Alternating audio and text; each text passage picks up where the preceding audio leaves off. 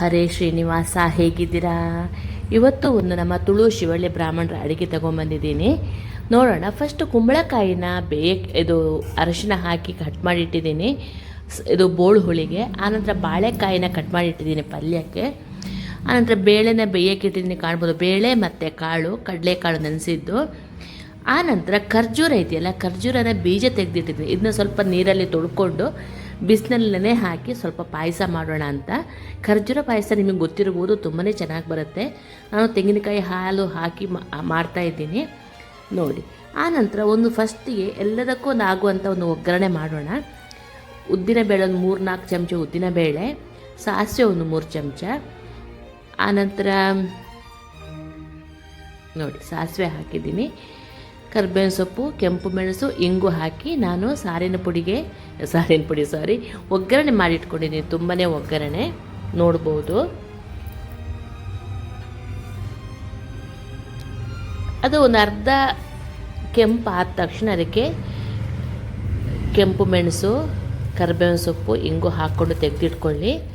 ನಾವು ಎಲ್ಲದಕ್ಕೂ ಇಂಗು ಹಾಕ್ತೀವಿ, ಯಾಕಂದರೆ ಈರುಳ್ಳಿ ಬೆಳ್ಳುಳ್ಳಿ ಬೆಳೆಸದ ಕಾರಣ ಉಡುಪಿಯಲ್ಲಿ ನಾವು ಇಂಗು ಬಲ ಇಲ್ಲಾಂದರೆ ಗ್ಯಾಸ್ ಆಗುತ್ತೆ ಅಂತ. ಪಲ್ಯಕ್ಕೆ ನೋಡಿ ರೆಡಿ ಮಾಡ್ಕೊಂಡಿದ್ದೀನಿ, ನೋಡ್ಬೋದು. ಅದೇ ಬಾಣಲಿಗೆ ನಾನು ಸ್ವಲ್ಪ ಒಗ್ಗರಣೆ ಮಿಕ್ಕಿಸಿಕೊಂಡು ಆ ಬಾಳೆಕಾಯಿ ಹೆಚ್ಚಿಟ್ಕೊಂಡಿದ್ನಲ್ಲ, ಬಾಳೆಕಾಯಿ ಅದಕ್ಕೆ ಸ್ವಲ್ಪ ಅರಿಶಿನ ಹಾಕಿ ನೀರು ಹಾಕಿ ಬೇಯಕ್ಕಿಟ್ಟೆ. ಉಳಿದದ ನಾನು ಆಮೇಲೆ ಕಂಟಿನ್ಯೂ ಮಾಡ್ತೀನಿ, ಯಾಕಂದರೆ ಎಲ್ಲ ಅಡುಗೆ ಆಗಬೇಕಿದ್ರೆ ಸ್ವಲ್ಪ ನಾವು ಅಡ್ಜಸ್ಟ್ ಮಾಡ್ಕೋಬೇಕಾಗತ್ತೆ. ಉಪ್ಪು ಹಾಕಿ ಬೇಯಕ್ಕಿಟ್ಟಿದ್ದೀನಿ, ನೋಡ್ಬೋದು. ಪಕ್ಕದಲ್ಲಿ ಬೂದು ಕುಂಬಳಕಾಯಿ ಇತ್ತಲ್ಲ, ಅದಕ್ಕೆ ನಾನು ಅರಿಶಿನ ಮತ್ತು ಕಾಯಿ ಮೆಣಸು, ಇಂಗು ಹಾಕಿ ಬೇಯಕ್ಕಿಟ್ಟಿದ್ದೀನಿ ನೋಡಿ. ಬೆಲ್ಲ ಹಾಕ್ಕೊಂಡಿದ್ದೀನಿ, ಉಪ್ಪು, ಸ್ವಲ್ಪ ಇಂಗು, ಇಷ್ಟು ಹಾಕ್ಕೊಂಡು ಅದನ್ನ ಕುದಿಸ್ಬೇಕು. ಅದು ಕುದ್ದ ನಂತರ ಬೆಂದ ಬೇಳೆನ ನಂತರ ಕಾಳನ್ನು ಹಾಕೋಬೇಕು. ಅದು ಉಪ್ಪಿದ್ದೊಂದು ಹೆಂಟೆನೇ ಬಿದ್ದಿತ್ತು, ಯಾಕೋ ಜಾಸ್ತಿ ಆಗುತ್ತೆ ಅಂತ ಅನ್ನಿಸ್ತು, ತೆಗೆದಿಟ್ಬಿಟ್ಟೆ. ಸಾರಿಗೆ ಹಾಕ್ಕೊಂಡೆ ಆಮೇಲೆ ಅದನ್ನ. ಈ ಮಧ್ಯ ಕಾರ್ನ್ ಇದೆಯಲ್ಲ, ಜೋಳನ ಬೇಯಿಸಿಟ್ಕೊಂಡಿದ್ದೆ ಕೋಸಂಬರಿಗೆ. ಈ ಸಾಂಬಾರಿಗೆ ಅಂದರೆ ಬೋಳು ಹುಳಿಗೆ ನಾನು ಸ್ವಲ್ಪ ಇದು ಹುಣಸೆ ರಸ ಕೂಡ ಹಾಕ್ಕೊಂಡಿದ್ದೀನಿ, ಕಾಣ್ಬೋದು ನೀವಿಲ್ಲಿ. ಹಾಕಿ ಕುದಿಸಿದ ನಂತರ ಇದಕ್ಕೆ ಕಾಳು ಮತ್ತು ಬೇಳೆ ಹಾಕಿ ಒಂದು ರೌಂಡ್ ಕುದಿಸಿ ಕೊತ್ತಂಬರಿ ಸೊಪ್ಪು ಹಾಕ್ಕೊಳ್ಳಿ. ನಂತರ ಅದಕ್ಕೆ ಒಗ್ಗರಣೆ ಮಾಡಿಟ್ಟಿದ್ರೆ ಅದನ್ನ 1 ಸ್ಪೂನ್ ಒಗ್ಗರಣೆ ಹಾಕಿದರೆ ಆಗೇ ಬಿಡ್ತು.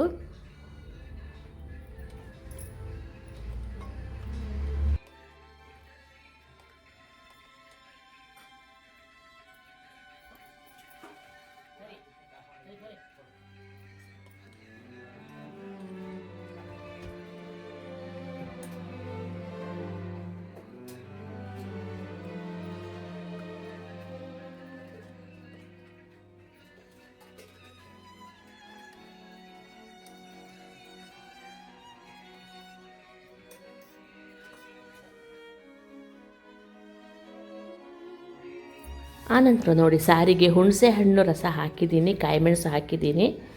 ಅದನ್ನ ಕುದೀತಾ ಇರೋ ಹಾಗೆ ಅದಕ್ಕೆ ಸ್ವಲ್ಪ ತೆಂಗಿನಕಾಯಿ ಚಿಪ್ಪು, 1 ತೆಂಗಿನಕಾಯಿ ಚಿಪ್ಪನ್ನು ತೊಳೆದು ಹಾಕ್ಕೊಳ್ಳಿ. ತುಂಬ ಅದ್ಭುತವಾದ ಫ್ಲೇವರ್ ಕೊಡುತ್ತೆ ತೆಂಗಿನಕಾಯಿ. ನಾವು ಊರಲ್ಲಿ ಸಾಧಾರಣ ತೆಂಗಿನಕಾಯಿನ ಹಾಕ್ತೀವಿ. ಆನಂತರ ನಾನು ಅದಕ್ಕೆ ಉಪ್ಪು ಎಲ್ಲ ಫಸ್ಟಿಗೆ ಹಾಕ್ಕೊಳ್ಳಿಕ್ಕೆ ಮರ್ತೆ ನಾನು. ಆ್ಯಕ್ಚುಲಿ ಹುಣಸೆ ಹಣ್ಣು ಏನು ಗೊತ್ತಾ, ಹುಳಿ ಅದು ಕುದ್ದ ನಂತರ ಹಾಕಬೇಕು, ಯಾಕಂದರೆ ಅದು ಇಲ್ಲಾಂದರೆ ಆ ವಾಸನೆ ಬರುತ್ತೆ ಅಂತ ಅಂದ್ಬಿಟ್ಟು ನಮ್ಮ ಅತ್ತೆ ಹೇಳ್ತಾಯಿದ್ರು ನೋಡಿ. ಬೇಳೆ ತೊಳೆದ ನೀರನ್ನು ಇದು ಕುದಿ ಬಂದ ನಂತರ ನೋಡ್ಬೋದು ನೀವಿಲ್ಲಿ ಉಪ್ಪು ಬೆಲ್ಲ ಹಾಕ್ಕೊಂಡಿದ್ದೀನಿ. ಬೆಲ್ಲ ನಮ್ಮ ಊರಲ್ಲಿ ಬೆಲ್ಲ ಸ್ವಲ್ಪ ಜಾಸ್ತಿನೇ ಹಾಕ್ಕೊಳ್ತಾರೆ ನೋಡಿ. ತೆಂಗಿನಕಾಯಿ ಚಿಪ್ಪು ಹಾಕ್ಕೊಂಡಿದ್ದೀನಿ. ಆನಂತರ ಬೇಳೆನ ಸ್ವಲ್ಪ ಮ್ಯಾಶ್ ಮಾಡಿ, ಅಂದರೆ ಅದನ್ನ ನುರಿದು ಹಾಕಿ ಅದಕ್ಕೆ ನೋಡಿ ಚೆಂದ ಕುದಿಬೇಕು. ಇದೊಂದು ಕುದಿ ಬಂದ ನಂತರ ಅದಕ್ಕೆ ಸಾರಿನ ಪುಡಿನ ಹಾಕಬೇಕು ನಾನು ಸಾರಿನ ಪುಡಿ ತುಂಬ ಸಲ ವೀಡಿಯೋದಲ್ಲಿ ತೋರಿಸಿದ್ದೀನಿ.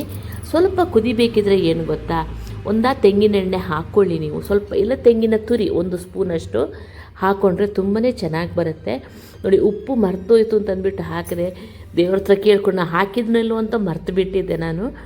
ಬೆಳಗ್ಗೆದ್ದು ಸ್ವಲ್ಪ ಗಡಿಬಿಡಿ ಆಗುತ್ತೆ ನಮಗೆ, ಇಲ್ಲ ಅಂತ ಅನ್ನಲ್ಲ, ಫಂಕ್ಷನ್ ಆವತ್ತು. ಆನಂತರ ಬೆಲ್ಲ ಹಾಕ್ಕೊಂಡಿದ್ದೀನಿ, ನೋಡ್ಬೋದು. ಉಪ್ಪು, ಹುಳಿ, ಖಾರ, ಬೆಲ್ಲ, ಸಿಹಿ ಎಲ್ಲ ನಿಮಗೆ ಬೇಕಾದಂಗೆ ಹಾಕ್ಕೊಳ್ಳಿ. ಆನಂತರ ನೋಡಿ ಉಳಿದದನ್ನು ನಾನು ಹಾಕ್ಕೊಂಡೆ, ನೀವು ನೋಡ್ಬೋದು ಇಲ್ಲಿ. ಇದು ಒಂದು ಕುದೀತಾ ಬರ್ತಿರೋ ಹಾಗೆ ಸಾರಿನ ಪುಡಿ ಹಾಕಿ ಸಾರಿನ ಪುಡಿ ಏನು ಗೊತ್ತು, ನಾನು 1.5 ಲೀಟ್ರಷ್ಟು ಸಾರು ಮಾಡಿದ್ದೀನಿ. ಒಂದು 4 ಚಮಚ ಪುಡಿ ಹಾಕ್ಕೊಂಡಿದ್ದೀನಿ. ನಿಮಗೆ ಎಷ್ಟು ಬೇಕಷ್ಟು ಹಾಕ್ಕೊಳ್ಳಿ.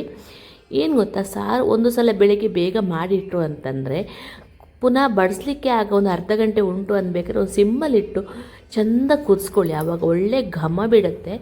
ಸಾರು ಎಷ್ಟು ಹೊತ್ತು ಕುದಿಯುತ್ತೋ ಅಷ್ಟು ಒಳ್ಳೆಯದು. ಒಂದು ಸಲ ಕುದ್ದ ನಂತರ ಎದುರು ನೀರು ಹಾಕ್ಕೊಳ್ಬೇಡಿ, ಆವಾಗ ಅದು ಟೇಸ್ಟ್ ಬರಲ್ಲ ನಮಗೆ.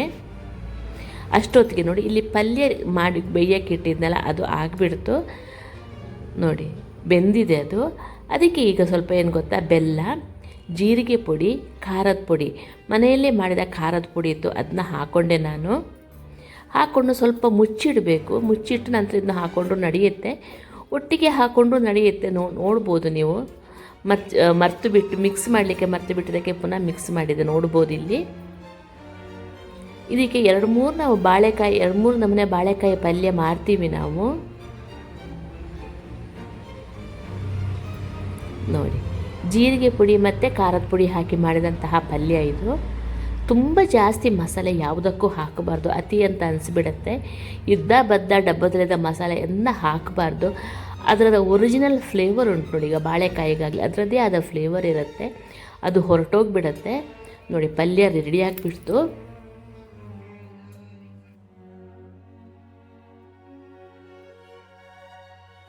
ಆನಂತರ ಉಡುಪಿ ಸ್ಟೈಲ್ ಮೆಣಸ್ಕಾಯಿ ಮಾಡೋಣ.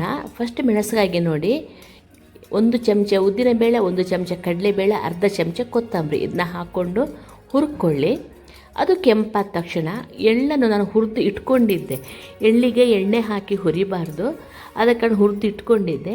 ಈಗ 2 ಕಾಯಿ ಮೆಣಸು, ಸ್ವಲ್ಪ ಕೊತ್ತಂಬರಿ ಸೊಪ್ಪು, ಕರಿಬೇವು ಸೊಪ್ಪು ಹಾಕಿ ಅದು ಕೆಂಪಾದ ತಕ್ಷಣ ಅದಕ್ಕೆ ಎಳ್ಳು ಹಾಕಿ, ಒಂದು 4 ಚಮಚ ಎಳ್ಳು ಬೇಕು. ನಾನೊಂದು ಅರ್ಧ ಲೀಟ್ರಷ್ಟು ಸಾಂಬಾರು ಮಾಡಿದ್ದೀನಿ, ಅದಕ್ಕೆ 4 ಚಮಚಷ್ಟು ಎಳ್ಳು ಬೇಕು. 1-2 ಚಮಚ ತೆಂಗಿನಕಾಯಿ ಸಾಕು. ಕಡಲೆಬೇಳೆ ಹಾಕಿಲ್ಲ ಅಂತಂದರೆ ತೆಂಗಿನಕಾಯಿ ಸ್ವಲ್ಪ ಜಾಸ್ತಿ ಬೇಕು.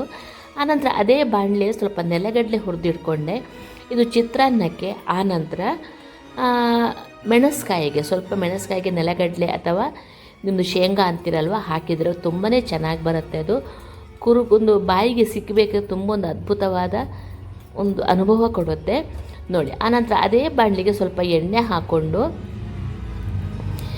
ಹಾಗಲಕಾಯಿನ ಹುರಿದು ಮಾಡಿದ್ದೀನಿ. ಈ ಸಲ ನಾನು ಕಹಿ ತೆಗೆಯದೇ ಮಾಡಿದ್ದೀನಿ, ಹುರಿದು ಮಾಡಿ. ಸ್ವಲ್ಪ ಎಣ್ಣೆ ಜಾಸ್ತಿ ಬೇಕಾಗುತ್ತೆ, ನಾವು ಸ್ವಲ್ಪ ತಿನ್ನೋ ಕಾರಣ ಇದನ್ನ ಈ ಥರ ಮಾಡಿದ್ದೀನಿ. ಇದೇ ಮೇನ್ ಆಹಾರ ಅಥವಾ ಮೇನ್ ಸಾಂಬಾರು ಅಂತಂದರೆ ಇಷ್ಟು ಮಾಡುವ ಅವಶ್ಯಕತೆ ಇಲ್ಲ. ಆವಾಗ ನಾವು ಕಹಿ ತೆಕ್ಕೊಂಡು ಮಾಡ್ಬೋದು, ಸುಮ್ಮನೆ ಎಣ್ಣೆ ಜಾಸ್ತಿ ಹೊಟ್ಟೆಗೆ ಹೋಗುತ್ತೆ.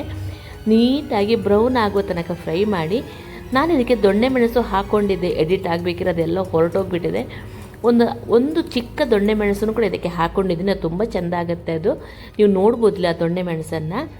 ಆನಂತರ ಹುಣಸೆ ಹಣ್ಣಿನ ನೀರು, ಉಪ್ಪು, ಬೆಲ್ಲ ಹಾಕಿ ಒಂದು ಕುದಿ ಬಂದ ನಂತರ ಅದಕ್ಕೆ ನಾವು ಈ ರುಬ್ಬಿಟ್ಟ ಮಸಾಲೆನ, ಈಗ ನಾನು ಹುರಿದಿದ್ದು ತೋರಿಸಿದ್ನಲ್ವ ಮಸಾಲೆ, ಅದನ್ನ ರುಬ್ಬಿಟ್ಕೊಂಡಿದ್ದನ್ನು ಅದಕ್ಕೆ ಹಾಕಿ 1 ರೌಂಡ್ ಕುದಿ ಬರೆಸಿ. ಕುದಿತಾ ಇರಬೇಕಿದ್ರೆ ನಾವು ಅದಕ್ಕೆ ಆ ನೆಲಗಡಲೆ ಹುರಿದಿದ್ದನ್ನು ಹಾಕಬೇಕು ನೋಡಿ. ಬೆಲ್ಲ ಎಲ್ಲ ಹಾಕ್ಕೊಳ್ತಾ ಇದ್ದೀನಿ. ಇದಕ್ಕೆ ಸ್ವಲ್ಪ ಸಿಹಿ ಜಾಸ್ತಿ ಇರುತ್ತೆ ಉಡುಪಿ ಕಡೆ ಎಲ್ಲ. ನಮ್ಮ ಧರ್ಮಸ್ಥಳ ಕಡೆಯೆಲ್ಲ ಸ್ವಲ್ಪ ಸಿಹಿ ಕಡಿಮೆ ಹಾಕ್ತಾರೆ. ಇದು ತುಂಬಾ ಚೆನ್ನಾಗಾಗುತ್ತೆ. ನಾವು ಪುಂಡಿ, ನೀರು ದೋಸೆ ಎಲ್ಲ ಮಾಡ್ತೀವಲ್ವ, ಅನ್ನಕ್ಕಂತೂ ಚೆಂದ ಆಗೇ ಆಗುತ್ತಲ್ವ, ಇದಕ್ಕೂ ತುಂಬಾ ಚೆನ್ನಾಗಾಗುತ್ತೆ ಇದು ನೋಡಿ. ಮಸಾಲೆ ಹಾಕ್ಕೊಂಡು ಇದು ಕುದಿಸಿದ್ರೆ ಸ್ವಲ್ಪ ದಪ್ಪ ಬರುತ್ತೆ. ಅದು ಕಡಲೆಬೇಳೆ ಹಾಕಿರೋದ್ರಿಂದ ಸ್ವಲ್ಪ ದಪ್ಪ ಬರುತ್ತೆ.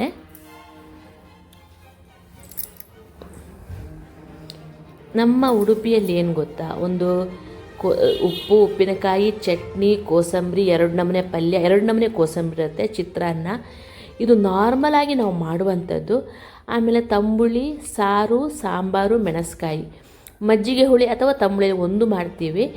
ಆಮೇಲೆ ಸ್ವೀಟು, ಎಣ್ಣೆಯಲ್ಲಿ ಕರೆದಿದ್ದೊಂದು, ಸ್ವೀಟ್ ಒಂದು ಮಾಡೇ ಮಾಡ್ತೀವಿ ನೋಡಿ. ಅದು ಆಗಿಬಿಡ್ತು ಮೆಣಸ್ಕಾಯಿ. ಈಗ ನೋಡಿ, ಖರ್ಜೂರ ನೆನೆಸಿಟ್ಟಿದ್ದನ್ನು ಮಿಕ್ಸಿಗೆ ಹಾಕ್ಕೊಳ್ಳೋಣ ನೋಡಿ. 2 ನಮೂನೆ ಹಾಲು ತೋರಿಸ್ತಾ ಇದ್ದೀನಿ, ಒಂದು ಫಸ್ಟ್ ಹಾಲು, ಒಂದು ಸೆಕೆಂಡ್ ಹಾಲು. ಈಗ ನೋಡಿ, ಖರ್ಜೂರನ ಮಿಕ್ಸಿಗೆ ಹಾಕ್ಕೊಂಡು ಸೆಕೆಂಡ್ ಹಾಲು ಹಾಕ್ಕೊಂಡು, ಅದು ಸ್ವಲ್ಪ ತೆಳ್ಳಗಿನ ಹಾಲು ಹಾಕ್ಕೊಂಡು ರುಬ್ಬಿಟ್ಕೊಳ್ಳಿ. ಅದಕ್ಕೆ ಸ್ವಲ್ಪ ಏನು ಗೊತ್ತಾ, ಒಂದು ಚಿಟಿಕೆ ಉಪ್ಪು, ಆನಂತರ ದಪ್ಪ ಬರಲಿಕ್ಕೋಸ್ಕರ 1-2 ಚಮಚೆಯಷ್ಟು ನಾವು ಅಕ್ಕಿ ಹಿಟ್ಟು ಹಾಕ್ಕೊಳ್ಬೇಕು. ನಿಮಗೊಂದು ಅಂದಾಜು ಗೊತ್ತಾಗುತ್ತೆ, ಇಲ್ಲ ತೀರಾ ಸಿಹಿ ಆಗಿಬಿಡುತ್ತೆ, ತಿನ್ನಲಿಕ್ಕೆ ಆಗೋದಿಲ್ಲ ಅದು. ಸ್ವಲ್ಪ ಎದುರು ಬೆಲ್ಲ ಹಾಕಿದರೆ ಇದು ಟೇಸ್ಟ್ ಆಗೋದು. ಅದಕ್ಕೆ ಸ್ವಲ್ಪ ಅಕ್ಕಿ ಹಿಟ್ಟು ಹಾಕಿ ದೊಡ್ಡದು ಮಾಡಿದರೆ ತುಂಬಾ ಚೆನ್ನಾಗಾಗುತ್ತೆ. ಎಲ್ಲ ಮಿಕ್ಸಿ ಜಾರ್ ತೊಳ್ಕೊಂಡು ನೀರು ಹಾಕಿ ಎರಡನೇ ನೀರು ಹಾಕ್ಕೊಂಡು ಕುದಿಯೋಕ್ಕೆ ಇಟ್ಬಿಡಿ. ಅದಕ್ಕೆ ಸ್ವಲ್ಪ ಬೆಲ್ಲ ಹಾಕಬೇಕು. ಏಲಕ್ಕಿ ಇದಕ್ಕೆ ಅವಶ್ಯಕತೆ ಇಲ್ಲ.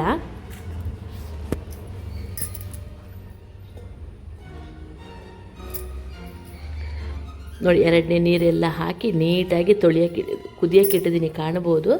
ಇದು ಕುದ್ದ ನಂತರ ಕುದೀತಾ ಇರಬೇಕಿದ್ರೆ ಒಂದು ಸ್ವಲ್ಪ ತುಪ್ಪ, ಆನಂತರ ಬೆಲ್ಲ, ಒಂದು 4 ಚಮಚೆಯಷ್ಟು ಬೆಲ್ಲದ ನೀರಿತ್ತು, ಅದನ್ನು ಹಾಕ್ಕೊಂಡಿದ್ದೀನಿ.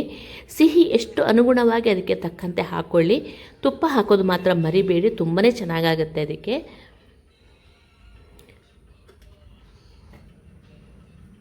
ನೋಡಿ, ಇದು ಆಗಿಬಿಡ್ತು. ಇದು ಒಂದು ರೌಂಡು ಕುದಿಬೇಕು. ಕುದ್ದ ನಂತರ ದಪ್ಪ ಹಾಲು ಹಾಕ್ಕೊಂಡು ಕುದಿಸಬೇಕು. ಜಾಸ್ತಿ ಕುದಿಬಾರ್ದು, ಎಣ್ಣೆ ಬಿಟ್ಕೊಳ್ಳುತ್ತೆ ದಪ್ಪ ಹಾಲು ಹಾಕಿದ ನಂತರ. ಒಂದು ರೌಂಡು ಕುದಿಸಿ ತೆಗೆದಿಟ್ಕೊಳ್ಳಿ. ನೋಡಿ, ಇದು ಕುದಿಯಿತು. ಈಗ ಹಾಲು ಹಾಕಬೇಕು. ಮಗಜ್ತಾ ಇದೆ, ಯಾಕಂದರೆ ಕೆಲವೊಂದು ಸಲ ತಳ ಹಿಡಿಯುತ್ತೆ ಅಕ್ಕಿ ಹಿಟ್ಟು ಹಾಕಿದ ಕಾರಣ.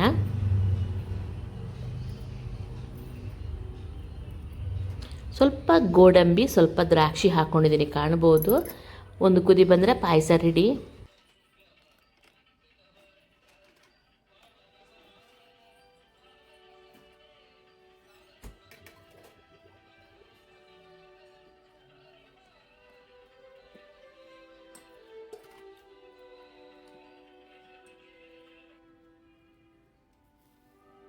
ಈ ಕಪ್ಪು ಬದನೆಕಾಯಿ ಇತ್ತು, ನಾನು ಒಲೆ ಮೇಲೆ ಇಟ್ಟು ಅದನ್ನ ಬೇಯಿಸ್ಕೊಂಡು ಮೊಸರು ಬಜ್ಜಿ ಮಾಡಿದೆ.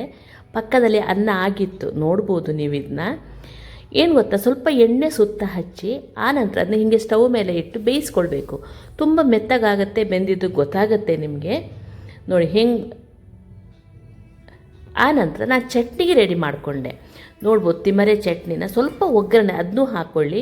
ಉಪ್ಪು, ಹುಳಿ, ಆನಂತರ ಕಾಯಿ ಮೆಣಸು ಹಾಕ್ಕೊಂಡು, ತೆಂಗಿನಕಾಯಿ ಹಾಕ್ಕೊಂಡು ಚಟ್ನಿ ಮಾಡ್ಕೊಂಡಿದ್ದೀನಿ. ತುಂಬ ಸಲ ತೋರಿಸಿದ್ರೆ ನಾನು ಜಾಸ್ತಿ ಡೀಟೇಲಾಗಿ ತೋರಿಸಿಲ್ಲ.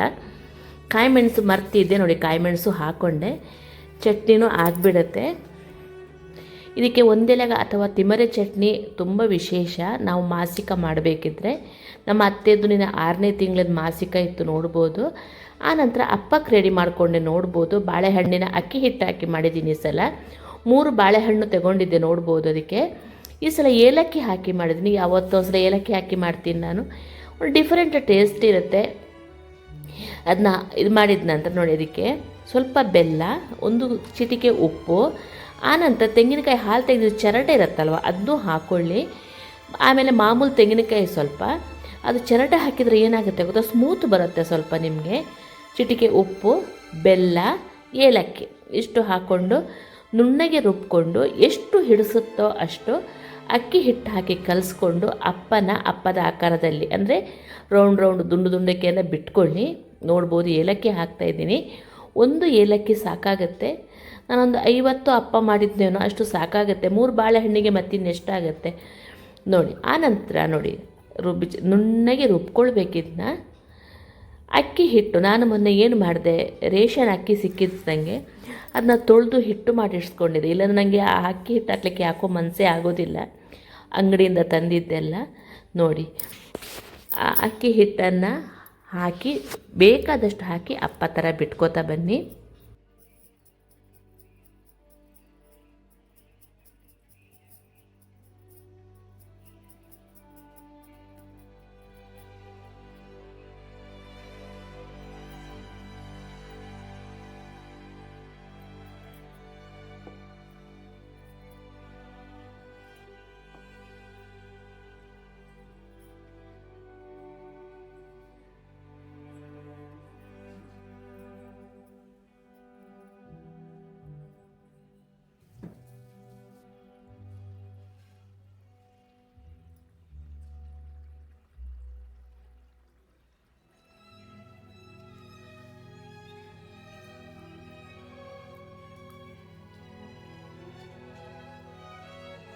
ಇದು ಸಿಹಿ ಆದ ಕಾರಣ ಸ್ವಲ್ಪ ಡಾರ್ಕ್ ಕಾಫಿ ಕಲರೇ ಬರುತ್ತೆ. ಇದು ತುಂಬಾ ಅದ್ಭುತವಾಗಿರುತ್ತೆ. ತುಂಬ ಜನ ಈ ಅಪ್ಪನ ನಾವು ಹಾಗೇ ಮಾಡಿಕೊಂಡು ಆ್ಯಕ್ಚುಲಿ ತಿನ್ನಬಾರ್ದು ಅಂತ ಹೇಳ್ತಾರೆ, ದೇವ್ರಿಗೆ ಇಡದೆ.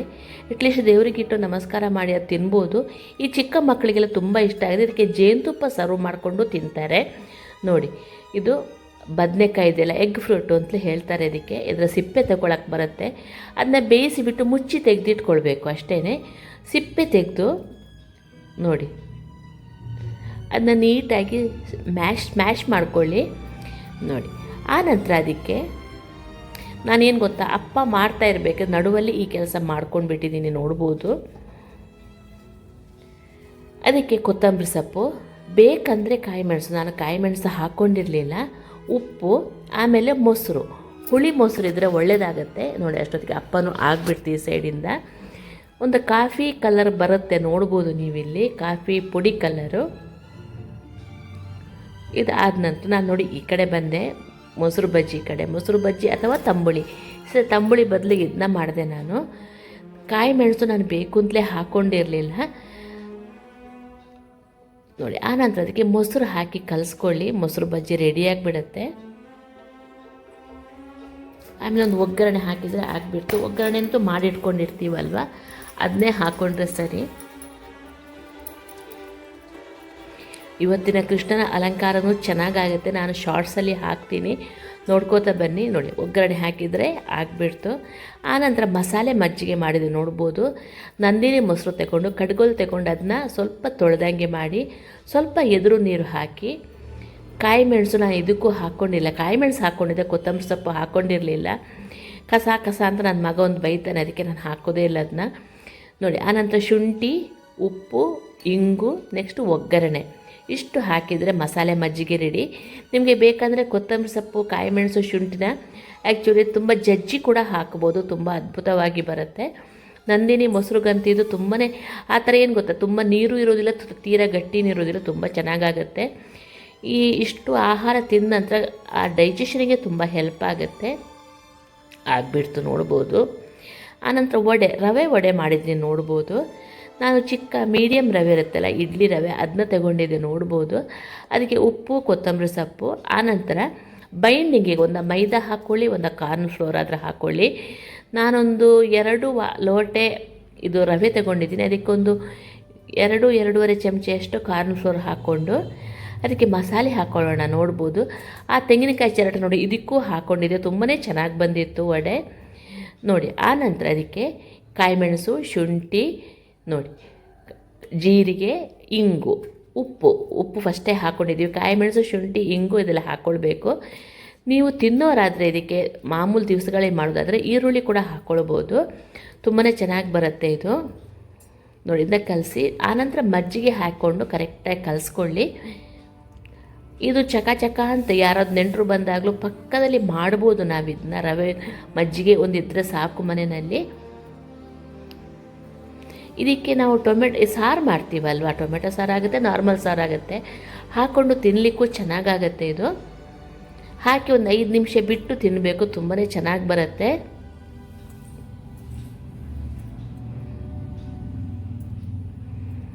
ನೋಡಿ, ನೀಟಾಗಿ ಮಂಗಿಸ್ಕೊಡಿ. ಎಣ್ಣೆ ಬಿಸಿ ಇತ್ತಲ್ಲ, ಅಪ್ಪ ಮಾಡಿ ಆಗಿತ್ತಲ್ವ. ಆನಂತರ ಅದೇ ಬಾಣಲೆಯಲ್ಲಿ ನಾನು ಇದನ್ನು ನೋಡಿ, ಚಿಕ್ಕ ಒಂದು ನೆಲ್ಲಿಕಾಯಿ ಗಾತ್ರದಷ್ಟು ಉಂಡೆ ಮಾಡಿಕೊಂಡು ಅದನ್ನ ಬಿಟ್ಕೋತಾ ಬನ್ನಿ. ತೀರಾ ದೊಡ್ಡದು ಮಾಡಲಿಕ್ಕೆಲ್ಲ ಹೋಗ್ಬಿಡಿ. ತುಂಬ ಐಟಮ್ ಇದ್ದಾಗ ಸುಮ್ಮನೆ ಎಲೆಯಲ್ಲಿ ಹಾಕ್ಕೊಂಡು ಬಿಡ್ತಾರೆ. ಇಲ್ಲಾಂದರೆ ಯಾರಿಗಾದ್ರೂ ಕೈ ಎತ್ತಿ ಕೊಡ್ಬೋದು. ನಾನು ಹಾಗೇ ಮಾಡೋದು, ಚಿಕ್ಕದು ಮಾಡಿಬಿಟ್ಟು ನಮ್ಮನೆ ಹತ್ತಿರದ ಯಾರಿಗಾದ್ರೂ ಮಕ್ಕಳಿರೋವಂಥವ್ರಿಗೆ ಕೊಟ್ಟರೆ ತಿಂದ್ಕೋತಾರೆ. ಏನು ಗೊತ್ತಾ, ಬೇಕಾ ಬೇಡವಾ, ನಾವು ಫಂಕ್ಷನ್ಗಳಿಗೆ ಅಡುಗೆನ ಮಾಡಲೇಬೇಕಾಗತ್ತೆ. ನೋಡಿ, ಇದು ಆಗಿಬಿಡ್ತು. ಎಣ್ಣೆಯಲ್ಲಿ ಕರೆದು ನೋಡಿ, ಗೋಲ್ಡನ್ ಬ್ರೌನ್ ಬರುವ ತನಕ ಕರೀರಿ. ಸಪೋಸ್ ನಿಮಗೆ ಸ್ವಲ್ಪ ಮೆತ್ತಗೆ ಬೇಕು ಅಂದರೆ ಸ್ವಲ್ಪ ಬೇಗನೆ ಎಣ್ಣೆಯಿಂದ ತೆಗೆದು ಬಿಡಿ. ತುಂಬಾ ಚೆನ್ನಾಗಾಗುತ್ತೆ. ಸಾರು ಹಾಕ್ಕೊಂಡು ತಿನ್ನೋದನ್ನು ಮರಿಬೇಡಿ. ಸಾರೂ ಆಗುತ್ತೆ, ಖಾರ ಚಟ್ನಿನೂ ಆಗುತ್ತೆ. ಇದಕ್ಕೆ ತುಂಬಾ ಚೆನ್ನಾಗಿ ಬರುತ್ತೆ.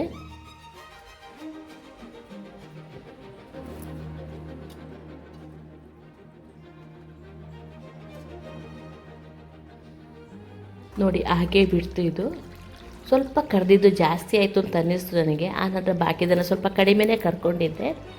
ನೋಡಿ, ವಡೆನೂ ರೆಡಿ ಆಗಿಬಿಡ್ತು. ಹೇಗಾಯಿತು ಹೇಳಿ ಫ್ರೆಂಡ್ಸ್ ಇವತ್ತಿನ ವಿಡಿಯೋ? ತುಂಬ ಕಷ್ಟಪಟ್ಟು ಕ್ಯಾಮ್ರಾ ಇಟ್ಕೊಂಡು ಫಂಕ್ಷನ್ ಅವತ್ತು ಅಡುಗೆ ಮಾಡ್ತೀನಿ. ಖರ್ಜೂರದ ಪಾಯಸ ನೋಡ್ಬೋದು. ಅನ್ನದ ಮೇಲೆ ತುಪ್ಪ, ಚಿತ್ರಾನ್ನ, ಈ ಕಡೆಯಿಂದ ಅಪ್ಪ ವಡೆ, ಪಲ್ಯ, ಕೋಸಂಬರಿ ಚಟ್ನಿ, ಪಾಯಸ, ಸಾರು, ಸಾಂಬಾರು, ಮೊಸರು ಬಜ್ಜಿ, ಮೆಣಸ್ಕಾಯಿ ಒಂದು ಇಟ್ಕೊಳ್ಳಿಕ್ಕೆ ಮರ್ತಿದ್ದೆ ನಾನು. ನೋಡ್ಬೋದು ತುಂಬಾ ಚೆನ್ನಾಗಿ ಬಂದಿತ್ತು. ವಿಡಿಯೋ ಇಷ್ಟ ಆದರೆ ಗೊತ್ತಲ್ಲ, ಲೈಕ್, ಶೇರ್, ಕಮೆಂಟ್ಸ್ ಮಾಡೋದನ್ನು ಮರಿಬೇಡಿ. ಎಲ್ರಿಗೂ ಈ ಒಂದು ಪ್ಯಾಕೇಜ್ ಅಡುಗೆಗಳ ಥರ ಬಂದಿರುತ್ತೆ. ಇಷ್ಟ ಆದರೆ ಲೈಕ್ ಮಾಡೋದನ್ನು ಮಾತ್ರ ಮರಿಬೇಡಿ. ತುಂಬ ಕಷ್ಟಪಟ್ಟು ಕ್ಯಾಮರಾ ಇಟ್ಕೊಂಡು ಮಾಡ್ತಾ ಇರ್ತೀವಿ. Thank you for watching.